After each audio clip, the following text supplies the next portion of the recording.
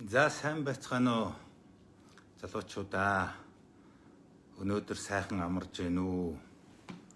Тэгээд та нартайгаа бас санаа бодлоо солилцъя гэж бодлоо. За юуны түрүүн альва зүйлийг тохируулж хэрэглэх ёстой гэж хэлмээр байна. Тий. Ер нь бүх юм бол хувь хэмжээтэй. Бүх юм бол тохиргоо. Амьдрал бол тохиргоо шүү. Тий. Тийм учраас би та нартай энэ удаад тий пив уух нь бас тохиргоо шүү гэж зөв тохируулж уух хэрэгтэй. Соёлтой хэрэглэе гэдэг талаас нь бас ярих гээд байна. За ингээд би камера өөрийнхөө хөргөгч рүү өгөөтгөх. Хөргөгчн дотор одоо миний жоор байгаа. За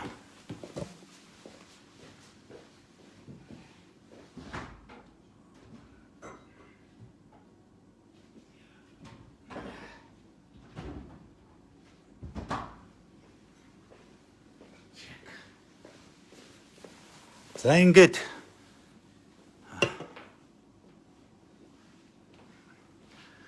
ганцхан алтан говь ахт нь үлдсэн. Тэ. 20-од алтан говь байсан юм шүү. Тэгээд энэ говьдын хөл хорионы хугацаанд ах нь энийг гоё тохируулж хэрэглэлээ. Нэг өдөр бүгдийг уугаад дуусчихсангүй. Яг л одоо тохируулаад ингээд энэ өнөөдөр миний хамгийн сүүлийн алтан говь байна. Ингээд та нартай би соёлтой хэрэглээ, тохируулж хэрэглэх талаар бас санал бодлоо солилцъя гэж бодож байна. За ингээ онгоохот гоё писгээ дуурна. Ингэх ёстой. За тэгэхэд би нэг яриад байгаа да. Энэ ерөөсөө юу яаж? Заавал дээрээ хөөстэй байх ёстой. Тэ. Заавал дээрээ хөөстэй байх ёстой.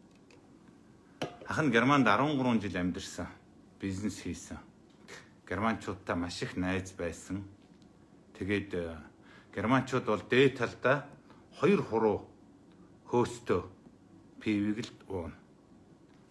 Хэрвээ хөөсгүй пив ууж одоо хийж өгөх юм бол герман хүн уухгүй. Энэ дээдлийн хөөсийг германчууд бир блүмэ гэдэг. Бир блүмэ. Пивний цэцэг. Блүмэ гэдэг чинь цэцэг гэсэн үг. Бир гэдэг чинь одоо пив гэсэн үг. Пивний цэцэг шүү. Тэгээ энэ гоё пивний цэцгийг за би бол ингэ жоохон хүлээж ягаад бас нэмнэ. Тэгээд бас энэ чинь гоё уух ёстой байхгүй юу? Тэг гудрах биш. Тэг. Миний чинь гоё амталж те аливаа юм чинь амтлахаасаа болно шүү дээ. Ингээд одоо ийм гоё 2 хуруу хэртэй ийм хөөстөө цэцэгтэй болохоор ингэж гоё цэцэглүүлж уудаг байхгүй юу. Тэгээ германууд бол одоо эрүүл энхийн төлөө тий цум вол гэдэг байхгүй юу. Цум вол тий эрүүл энхийн төлөө цум вол.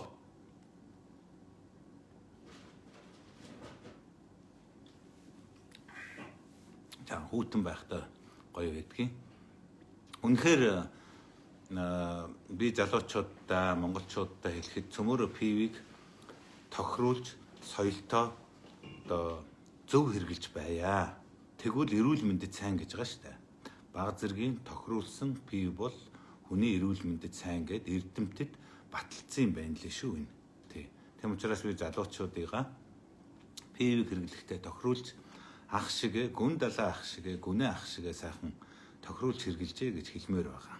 Тий. Тэгээд ер нь одоо манай монголчууд ч ингээд ямар ч хөөсгүй ингэж пив хийж өгөөд байдаг. Энэ маш буруу шүү. Монголчууд одоо маш их пив ууж байгаа мөртлөө энэ пивнийхээ соёлыг мэдэхгүй байна. Тийм учраас монголчуудаа энэ пивний компаниудаа тий ресторан, бар одоо энэ пивээр үйлчилдэг газруудаа тий хүнд пив хийж өгөхдөө ингэж 2 хуруу цэцэгтэй хийж өгжээ. Энэ бол ерөөсө хууль шүү. Тий. Тийм учраас өнөөдөр тэ энэ пивний энэ цэцэг бир блүмэ цэцгийн талаар би бас ярих гэж бодсон. Энэ залуучуудаа пивийг зөв зохистой сайхан одоо хэрэглээсэй гэж хүсэж байна. Тэгээд энэ хөл хоройг ах нь пивэ тохируулж сайхан ууж өнгөрөөлөө.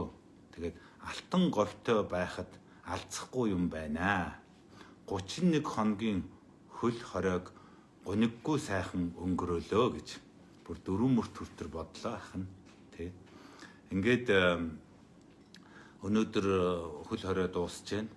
Маргааш бүх дэлгүүр онгоо пив зарна гэсэн. За ах нь бол одоо пивнийхээ нөөцийг маргааш нөхөж авна. Юмыг яаж мэдхүү дахиад хөл хорой тогтоочих юм билүү. Тийм учраас ах нь бол одоо ямар ч байсан пив виногоо бол хангалттай нөөцөлж авна гэж бодож байгаа. За ингээд залуучууд минь бүгдээрэнд нэрүүлийн хаз жаргалыг хүсье. Алтан говьтой байхад алдсахгүй юм байна. 31 хоногийн хөл хоройг гониггүй сайхан өнгөрөөлөө. Тэгээд тохируулж хэрэглээрээ, соёлтой хэрэглээрээ, гүнээ ах шиг хэрэглээрээ. За амжилт. Бас шеэр хийгээрэй залуучуудаа. Дараа уулзъя.